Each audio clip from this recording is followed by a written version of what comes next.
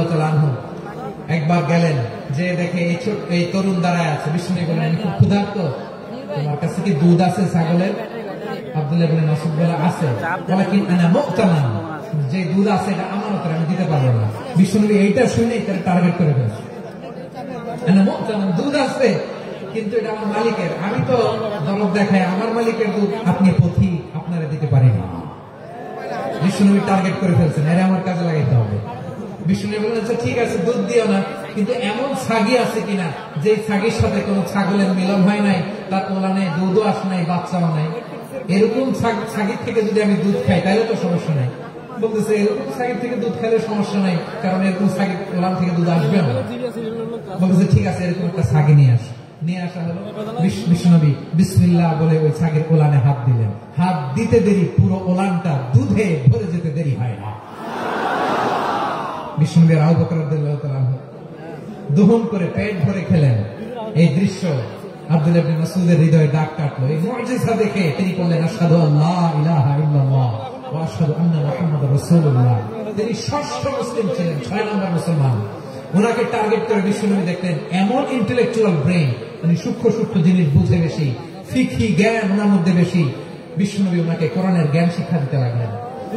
উনি বিশ্বনবী সবার কাছে কোরআন শোনায়, কিন্তু বিশ্বনবী নিজে আব্দুল্লাহ ইবনে মাসউদের কাছ থেকে কোরআন শুনতো।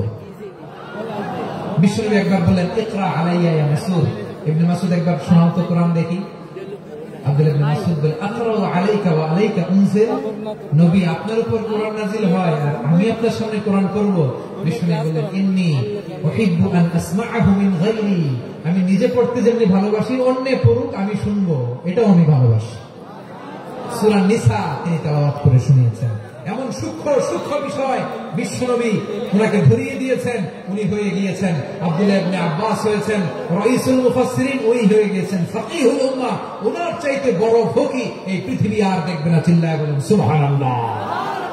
উনি বলতেন, ওয়াল্লাহি ওয়াল্লাহি ইল্লাযী লা ইলাহা গায়রু মা উনজিলাত সূরাতুন মা উনজিলাত সূরাতুন ইল্লা ওয়া আনা আ'লামু আইনা উনজিলাত ওয়া ফীমা উনজিলাত।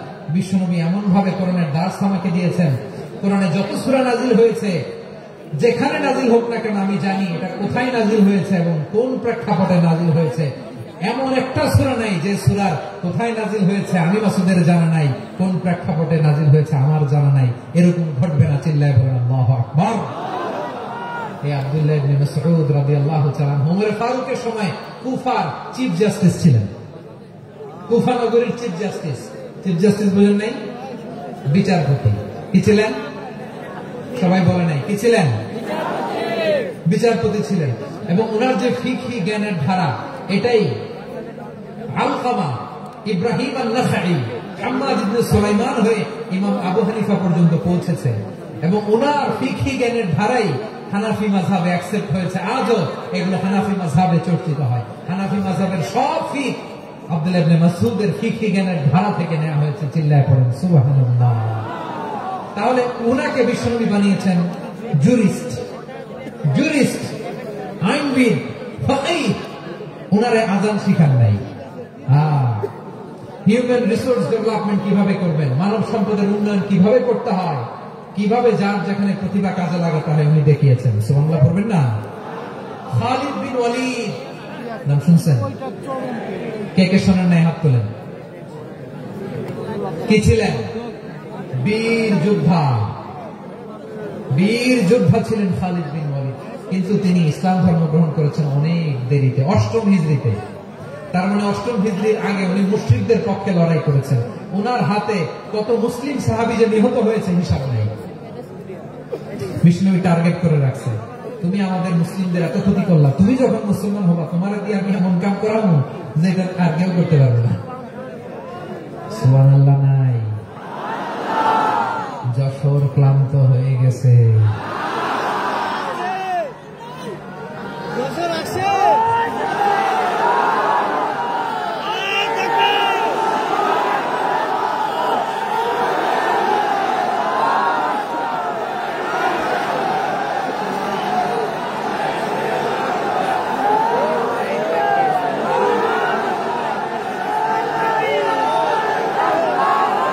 মাশাআল্লাহ, বসুন।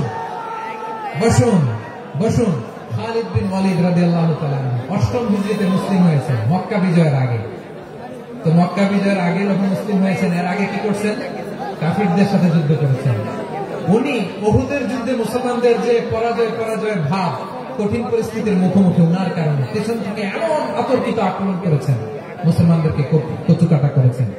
অষ্টম হিজরিতে আল্লাহ তাআলা হেদায়েতের নূর দিয়ে ওনার হৃদয়টাকে উজালা করে দিলেন। লা ইলাহা এটা এমন বাণী যার হৃদয় একবার টাচ খাবে, এইটা থেকে সে আর পালিয়ে বেড়াতে পারে। ঝিনুকের ভেতর লুকিয়ে থাকে যেমন মতি, ঝিনুকের ভেতর লুকিয়ে থাকে যেমন মতি, কালমা শাহাদাতে আছে আল্লাহর জ্যোতি, কালমা শাহাদাতে আছে আল্লাহর জ্যোতি। ঠিক কিনা বলে? মক্কা বিজয়ের আগে মুসলিম হলেন, হওয়ার পরে বিশ্বনবীর টার্গেট ফুলফিল হলো। ওই যে টার্গেট করে রেখেছেন আর দোয়া করেছেন, খালিদ বিন ওয়ালিদ যদি মুসলিম হয় তাকে আমি মিলিটারি চিফ বানাবো। ওনাকে আজান শিখান নাই, ওনার কান ধরে নামাজের এই মাথা থেকে ওই মাথা আনান নাই, ফিকহি কোরআনের সূক্ষ্ম তাফসীর ওনারে শিখান নাই, অ্যাম্বাসেডর বানান নাই। বিষ্ণু ইসলাম ওনাকে সামরিক অভিযানে প্রেরণ করেছে, সামরিক অভিযানেতেই প্রেরণ করেছেন। উনার জীবদ্দশা, উনার নেতৃত্বে যতগুলো যুদ্ধ হয়েছে, একটা যুদ্ধেও তিনি পরাজয় বরণ করেন না।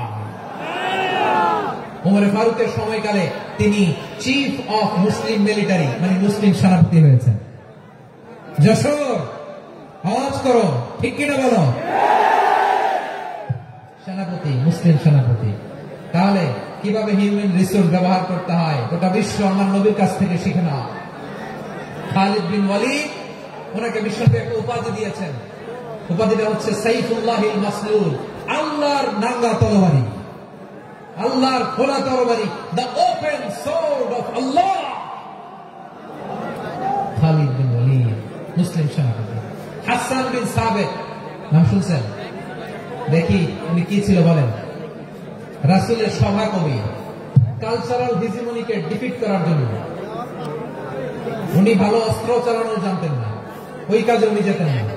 ওনার ছিল কাব্য প্রতিভা। কাব্য প্রতিভা, কাফিররা কবিতা দিয়ে নবীকে গালি দিত।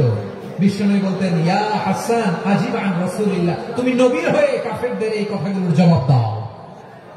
বিশ্বনবীর একটা মিম্বার ছিল, বিশ্বনবীর মিম্বারের পাশাপাশি মসজিদে নববীতে এই হাসান বিন সাবিতের জন্য বিশ্বনবী একটা স্পেশাল মিম্বার বানিয়ে দিয়েছেন। এখান থেকে তুমি জবাব দাও। বিশ্বনবী বলেছেন, আল্লাহুম্মা আইয়িদহু বিরূহিল কুদুস, আল্লাহ হাসান আমার পক্ষে জবাব দেয়, তুমি জিবরাইল মারফত তাকে সাহায্য পাঠাইয়া দিও। রাসূল সাল্লাল্লাহু আলাইহি ওয়াসাল্লামের সভাকবি, the poet of the prophet, নবীর কবি। উনি কবিতা দিয়ে এমন উচ্চাঙ্গের ভাষায় কবিতা দিয়ে তিনি জবাব দিতেন, কাফিরদের গা শিহরে যেত, তাদের হৃদয়ে আগুন ধরে যেত। তাহলে এরকম কবিরও দরকার আছে না নাই? এখন যাকে আল্লাহ দিছে কাব্য প্রতিভা, এর যদি আপনি যুদ্ধের ময়দানে পাঠান হবে? যারা দিছে সুরেলা গলা, এর যদি অ্যাম্বাসেডর বানান হবে না। হাসান বিন সাবিত ছিলেন বিষ্ণু ইসলামের কবি। হুযায়ফা ইবনুল ইয়ামান বিশ্বনবীর গোয়েন্দা বিভাগের প্রধান। কিসের প্রধান? হুযায়ফা ইবনুল ইয়ামান। ওনার ছিল ডিটেকটিভ মাইন্ড, ডিটেকটিভ মাইন্ড, গোয়েন্দা বিভাগের প্রধান। এবং উনি হচ্ছেন সাহিবু সিররি রাসূলিল্লাহ, রাসূল সাল্লাল্লাহু আলাইহি ওয়াসাল্লামের গোপন তথ্যের ধারক বাহক। নবীর যেই কথা কেউ জানে না, সব হুযায়ফার পেটের ভিতরে ছিল। সুবহানাল্লাহ পড়ে। মদিনার যত ইহুদিদের একটা লিস্ট ছিল, এই লিস্ট শুধু দুইজন জানতো, বিশ্বনবী আর হুযায়ফা। সুবহানাল্লাহ পড়বেন না? তাহলে ওনাকে কোন দায়িত্ব দিছে? কোন বিভাগ? যশোর আওয়াজ করো, কোন বিভাগ? গোয়েন্দা বিভাগের হেড ছিল। খন্দকের যুদ্ধে প্রচন্ড আজকের মতো শৈত্য প্রবাহ, মাটি খনন করতে করতে সাহাবীদের পেটে ক্ষুধা নাই, দাঁড়াইতে পারে না নামাজের জন্য, এত ক্লান্ত, ক্ষুধা, ক্লান্ত। বিশ্বনবী বললেন, কে আছো? এই কঠিন শীত, এই ভয় আর ক্ষুধার মধ্যেও খন্দকের পরীক্ষা টপকে শত্রু শিবিরে যে আমাকে তথ্য দিবা, কে আছো? কারো গায়ে শক্তি নাই যে দাঁড়াবে, কেউ দাঁড়ায় না। বিশ্বনবী তখন নিজে হুযায়ফাকে ডাক দিলেন, হুযায়ফা, যে আমাকে আজকে শত্রু শিবিরের তথ্য এনে দিবে, সে জান্নাতে আমার মুরাফাকা, আমার সঙ্গী হবে। হুযায়ফা ইবনুল ইয়ামান জীবনের ঝুঁকি নিয়ে এই ক্ষুধা শৈত্য প্রবাহ কোল্ড ওয়েভস কে উপেক্ষা করে খলিফা টপকে শত্রু শিবিরে যে সবার কথাগুলো চুপে চুপে শুনে বিশ্বনবীর দরবারে এসে গোয়েন্দাদের মতো তথ্য সরবরাহ করেছে। বিশ্বনবীর গোয়েন্দা বিভাগের প্রধান হুযায়ফা ইবনুল ইয়ামান ইন্টেলিজেন্স বিভাগ চালাতেন। মুনাফিকদের নাম ওনার কাছে ছিল। মুআয ইবনে জাবাল মদিনা রাষ্ট্রের সবচেয়ে সিনিয়র আমলা ছিলেন। আমলাতন্ত্র ছিলেন তো, প্রশাসনিক কাজ যারা চালায়, অ্যাডমিনিস্ট্রেশন বুঝেন না, দ্য ডিপার্টমেন্ট অফ অ্যাডমিনিস্ট্রেশন। মদিনার রাষ্ট্রের সিনিয়র আমলা মুআয ইবনে জাবাল মুতাখাসসিসুন ফিল হালাল ওয়াল হারাম, হালাল হারামের স্পেশালিস্ট ছিলেন। বিশ্বনবী ওনাকে ইয়ামানের গভর্নর করে পাঠিয়েছেন। বলেছেন ইন্নাকা তা'তি কওমান আহলা কিতাব, এমন গোষ্ঠীর কাছে যাবার ইহুদি নাসারা আগে শাহাদা পড়লে এরপর নামাজের দাওয়াত দিও, নামাজ পড়লে যাকাতের দাওয়াত দিও। গভর্নরের অ্যাটিটিউড যেমন থাকে তেমন অ্যাটিটিউড ধরে রাখে। সুবহানাল্লাহ পড়েন। তাহলে মুআয ইবনে জাবালকে দিয়ে বিশ্বনবী কবিতা লেখায় নাই, চিঠি লেখায় নাই, আযান দেওয়া নাই। সুবহানাল্লাহ পড়বেন না? আবু হুরায়রা রাদিয়াল্লাহু তাআলা নাম শুনছেন? বিড়ালের বাবা কি করতেন? খালি হাদিস মুখস্থ করতেন। উনি বলতেন আলজামু রাসূলুল্লাহ আলা মিলই বাতনি, আমার শুধু পেটের ক্ষুধার বন্দোবস্ত হইলে আমি নবীর সঙ্গ ছাড়তাম না। আমার আনসার সাহাবারা ক্ষেত খামারের কাজ করতো, আমার মুহাজির সাহাবারা ব্যবসা করতো, আর আমি নবীর সাথে সাথে থাকতাম। শুধু সকাল বিকাল দুই বেলা যদি আমার খাবারের বন্দোবস্ত হয় আমি আর নবীর লক্ষ ছাড়ি না। সুবহানাল্লাহ বলবেন না?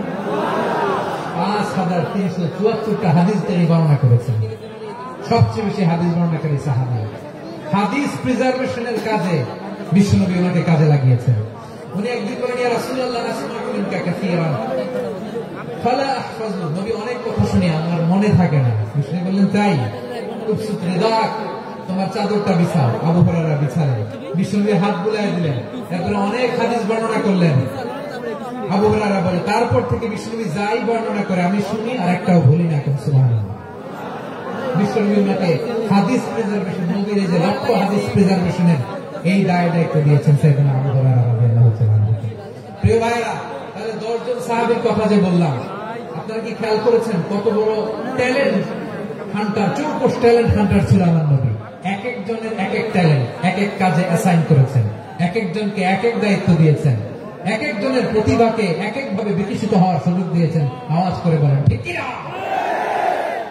এখন আমার পর্দার আড়ালে আমার মায়েরা বলবে এতগুলো পুরুষ সাহাবীর কথা বললো, নারী সাহাবীরা কি কিছু করে না? হ্যাঁ, একজন নারী সাহাবীর কথা বলে মোনাজাত হবে, দোয়া ছাড়া কেউ যাবে না। রুফাইদা আল আসলামিয়া রাদিয়াল্লাহু তাআলা, ওনার বাবার নাম সাআদ আল আসলামি। বিশ্বনবী কি খেয়াল করলেন দেখেন, সাআদ ছিল মদিনার বড় ডাক্তার। এই নারী সাহাবী রুফাইদা বাবার কাছ থেকে চিকিৎসা বিদ্যা শিখেছেন। যখন শিখছে বিশ্বনবী দেখলেন আমার তো প্রতি সপ্তাহে সপ্তাহে যুদ্ধে আহত সাহাবীদের সেবা দিবে কে? বিশ্বনবী রুফাইদাকে বললেন রুফাইদা তুমি মসজিদে নববীর পাশে একটা মেডিকেল ক্যাম্প করো। এই যে সাকিনা আদ্দিন মেডিকেলের আমার ছাত্রী বন্ধুরা শুনে রাখো, তোমাদের আইকন হচ্ছে রুফাইদা আল আসলামিয়া। বিশ্বনবীর ডিরেকশন অনুযায়ী তিনি মসজিদে নববীর পাশে একটা মেডিকেল ক্যাম্প করলেন এবং আহত সাহাবাদের চিকিৎসা উনি ওনার টিম নিয়ে দিতেন। বিশ্বনবীর পরামর্শে উনি আনসারী এবং মুহাজির মহিলা সাহাবীদেরকে নিয়ে একটা স্পেশাল মেডিকেল টিম গঠন করলেন। খায়বার যুদ্ধে 7ম হিজরিতে যখন বিশ্বনবী যায় উনি ওনার টিম নিয়ে আসলেন, বললেন ইয়া রাসূলুল্লাহ আমরা তো তলোয়ার চালাতে পারি না, আমরা তো তীর মারতে পারি না, আপনি যদি অনুমতি দেন খায়বার অভিযানে আমি আমার টিম নিয়ে মেডিকেল টিমের সেবাটা সার্ভিসটা দিতে চাই। সুবহানাল্লাহ। বিশ্বনবী অনুমতি দিলেন, যোদ্ধা সাহাবীদের সাথে রুফাইদা আল আসলামিয়া উনিও মেডিকেল টিম নিয়ে অগ্রসর হলেন। খায়বারের প্রতিটা আহত ইনজুর্ড সাহাবী যারা ইনজুরি শিকার হয়েছেন সবাই রুফাইদা আল আসলামিয়ার মেডিকেল ক্যাম্প থেকে চিকিৎসা সহায়তা পেয়েছেন। সুবহানাল্লাহ। দেখেন কিভাবে বিশ্বনবী ট্যালেন্ট হাসিল করতেন। আপনি অবাক হবেন, বাহরাইনের মেডিকেল ইউনিভার্সিটিতে রুফাইদা আল আসলামিয়া মেডিকেল প্রাইজ অ্যাওয়ার্ড প্রতি বছর দেওয়া হয়। যদি আদিনের মেডিকেল আমার বোনেরা যদি জেনে থাকো জানো না, আমরা নতুন করে জানো, সার্চ দিও রুফাইদা আল ইসলামিয়া মেডিকেল অ্যাওয়ার্ড বাহরাইনের ইউনিভার্সিটিতে দেওয়া হয়। প্রিয় ভাইরা, তাহলে আলোচনার সামারি আমরা করি। বিশ্বনবী যার যেখানে ট্যালেন্ট তাকে ওইখানে কাজে লাগাতেন। আওয়াজ করে বলেন ঠিক কিনা? এবার একটা ইন্টারভিউ হবে, আওয়াজ করে বলেন আবু মাহজুরাকে বিশ্বনবী কি বানাইছেন? হ্যাঁ, ভুলে গেছেন? সামনের চুলে হাত দিয়ে বিশ্বনবী কি সুন্দর গলায় আযান শিখালেন। মুয়াজ্জিন যায়েদ বিন সাবিতকে একাডেমিক প্রজেক্টের দায়িত্ব দিয়েছেন, তিনি ছিলেন বিশ্বনবীর দোভাষী ব্যক্তিগত সচিব। মুসআব ইবনে Umair the first ambassador of Islam. Abdullah ইবনে আব্বাস উম্মার বড় শিক্ষাবিদ মুফাসসির। আব্দুল্লাহ ইবনে মাসউদ ছিলেন জুরিস্ট। কি ছিলেন? জুরিস্ট ছিলেন, এই উম্মার সবচেয়ে বড় জুরিস্ট। খালিদ বিন ওয়ালিদ সেনাপ্রধান। হাসান বিন সাবিত ছিলেন বিশ্বনবীর সভাকবি। কি ছিলেন? বিশ্বনবীর সভাকবি ছিলেন। এরপরে হুযায়ফা বিন ইয়ামান কি ছিলেন? গোয়েন্দা বিভাগের প্রধান। মুআয ইবনে জাবাল কি ছিলেন? সিনিয়র আমলা, ইয়ামানের গভর্নর। আবু হুরায়রা রাদিয়াল্লাহু তাআলা আনহু হাদিস প্রিজার্ভেশনের কাজ করেছেন। আর আমাদের রুফাইদা আল ইসলামিয়া রাদিয়াল্লাহু তাআলা আনহা কি ছিলেন?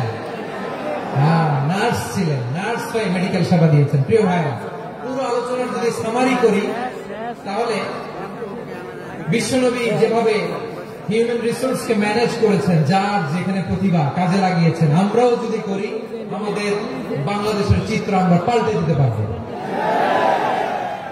আমরা শুরুতে শুনেছি মানুষের আছে অসীম সম্ভাবনা, প্রতিটা মানুষ অনন্য, যত্ন নিলে যথাযথ পরিচর্যা করলে মানুষ বিশ্ব জয় করতে পারে। ঠিক কিনা? আমাদের হাফেজে কোরআনের সামনে দাঁড়াতে পারে এমন কোন হাফেজে কোরআন আল্লাহর জমিনে জন্ম হয় না। গোটা বিশ্ব কাঁপিয়ে তারা সেরা, আমাদের ক্রিকেটাররা সেরা, আমাদের তৈরি পোশাক শিল্প সেরা। এরকম অনেক অনেক সেরা জিনিস আছে, আমরা এগুলোতে নার্চারিং করতে পারি না, পরিচর্যা করতে পারি না, সঠিক তারবিয়াতের অভাব। তাহলে মানুষের অসীম সম্ভাবনাকে কাজে লাগাতে হবে। ঠিক কিনা বলেন? ইউনুস গভর্নমেন্টকে আমি বলবো, অল্প সময়ের জন্য আপনারা এসেছেন, সংস্কারও করতে হবে, আবার নির্বাচনও করতে হবে। সব সংস্কার হয়তো করতে পারবেন না, যতটুকু পারবেন এর মধ্যে আমাদের যে হিউজ ম্যান পাওয়ার, আমাদের যে মানব সম্পদ, হিউম্যান রিসোর্স, এটাকে ডেভেলপ করে আপনাদের যেতে হবে। যেটা পারবেন না সেটাকে পরবর্তী নির্বাচিত গভর্নমেন্টের কাছে রেখে যেতে হবে, তারা যেন করে, তাদের কাছে আপনারা এটা রেখে যাবেন। তাহলে মানুষ চাইলে বিশ্ব জয় করতে পারে। আর মানুষকে হারাতে পারে কেউ? জোরে বলে যশোর, মানুষকে হারাতে পারে কেউ? আল্লাহ আমাদেরকে জনসংখ্যা দিয়েছেন। প্রিয় ভাইরা, এই জনসংখ্যা অনেক বড় সম্পদ, এটা আমাদের জন্য অভিশাপ নয়, আশীর্বাদ। আমাদের জনসংখ্যাকে যদি আমরা জনশক্তিতে রূপান্তর করতে পারি, আজকে বাংলাদেশ যে অবস্থানে দাঁড়িয়ে আছে, বাংলাদেশ তার 20 গুণ উন্নতির শিখরে চলে যাবে। চিল্লায় বলো ঠিক কিনা? আমাদের শ্রমিক ভাইরা বাইরে কাজ করে, আমাদের শ্রমজীবী ভাইরা, প্রবাসীরা, তাদের ব্যাপারে গুরুত্ব দিতে হবে। আমাদের শ্রমের দাম সবচেয়ে কম, সবচেয়ে কম। তারা এম্বাসিতে গুরুত্ব পায় না, এয়ারপোর্টে গুরুত্ব পায় না। এই সরকার অবশ্য তাদেরকে অনেক গুরুত্ব দিচ্ছে। আমাদের অদক্ষ শ্রমিককে যখন আমরা দুবাই পাঠাই অল্প বেতন পায়, কিন্তু ইন্ডিয়া আমরা দক্ষ শ্রমিক পাঠাইলে তার 3 গুণ বেতন পায়। আমরা আমাদের শ্রমিকদেরকে অদক্ষ ভাবে আর পাঠাতে চাই না, দক্ষ শ্রমিক পাঠিয়ে আমরা রেমিটেন্সের বন্যা বইয়ে দেব। আমাদের শ্রমিকদের পাঠানো রেমিটেন্সের টাকায় সচল থাকে আমার দেশের অর্থনীতির চাকা। তাদেরকে সবচেয়ে গুরুত্ব দিতে হবে।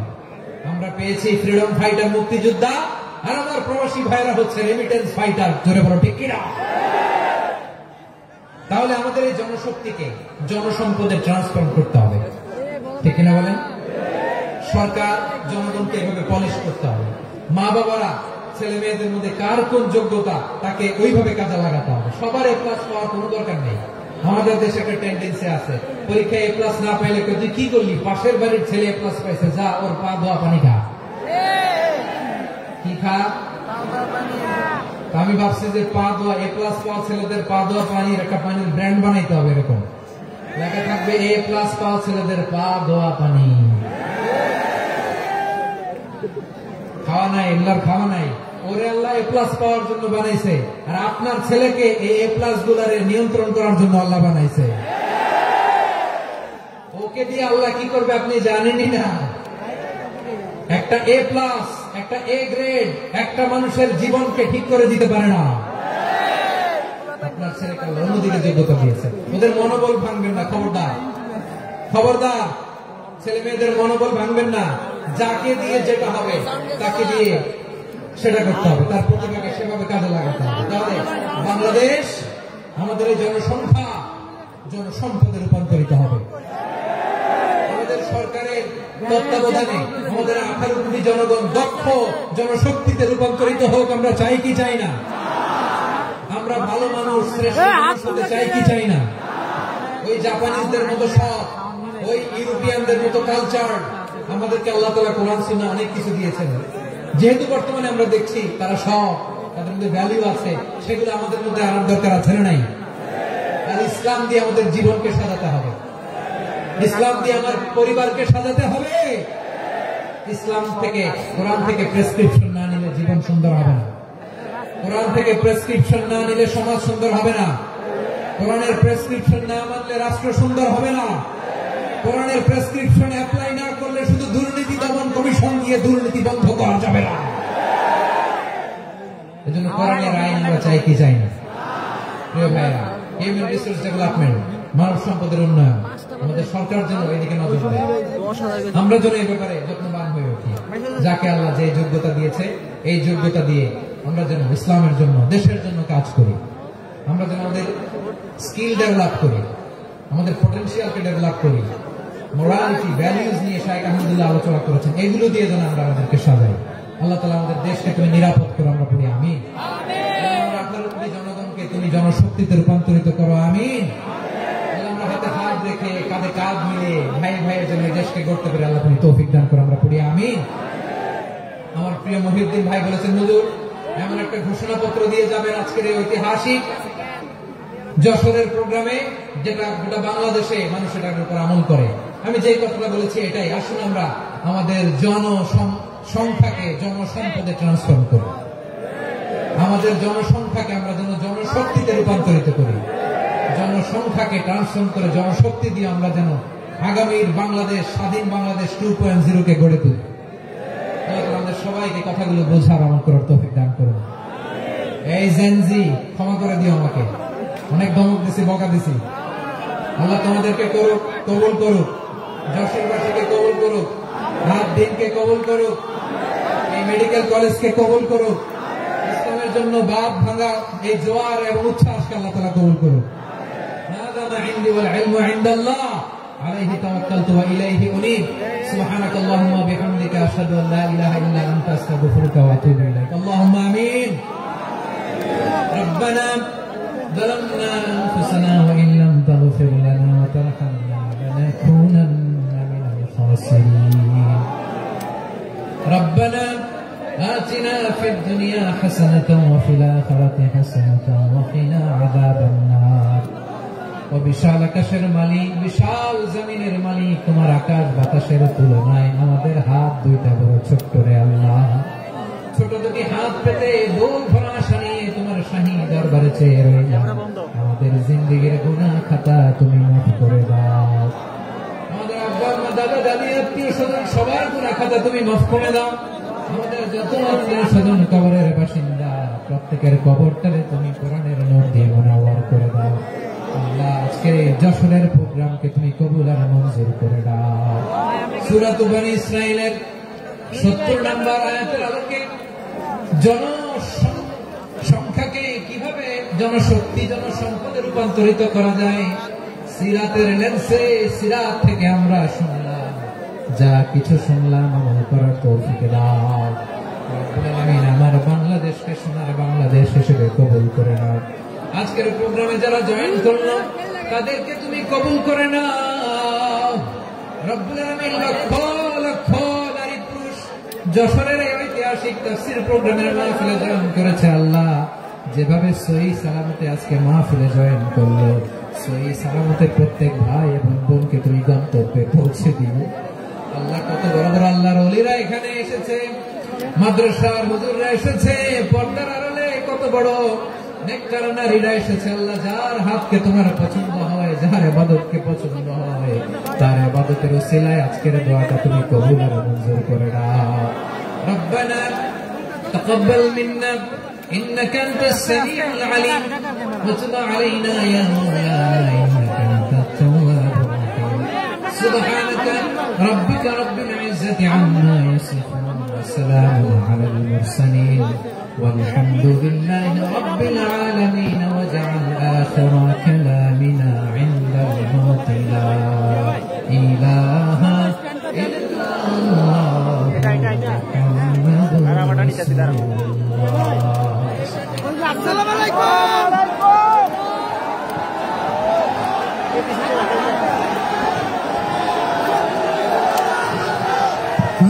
একটু আস্তে আস্তে আমার বের হয়ে যায়, আস্তে আস্তে বের হয়ে যায়। আপনাদের বিনয় ছেলে বলছি, আপনারা আস্তে আস্তে বের হয়ে যান। সবাইকে অনুরোধ করছি বের হয়ে যান। আর যাদের বাচ্চারা খুঁজে পাচ্ছেন না, বাচ্চাগুলো আমাদের কাছে আছে, আমরা খুঁজছি, আপনারা পরে যাবেন।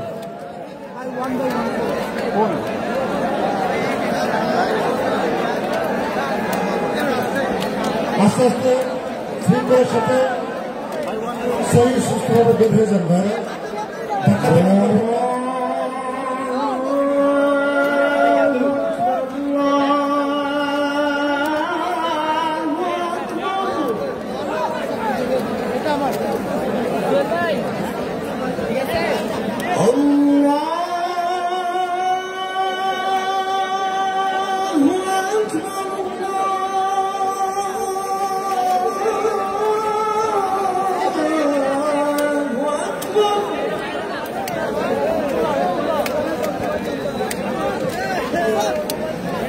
أشهد أن لا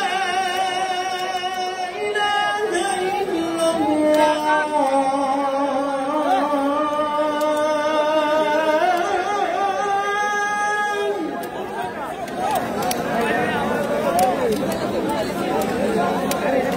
أشهد أن لا إله إلا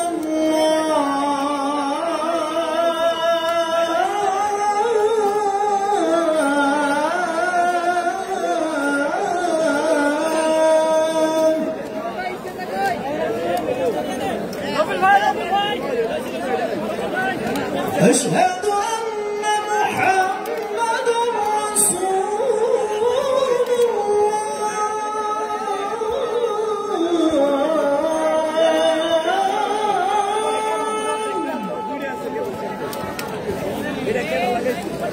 أشهد أن محمد رسول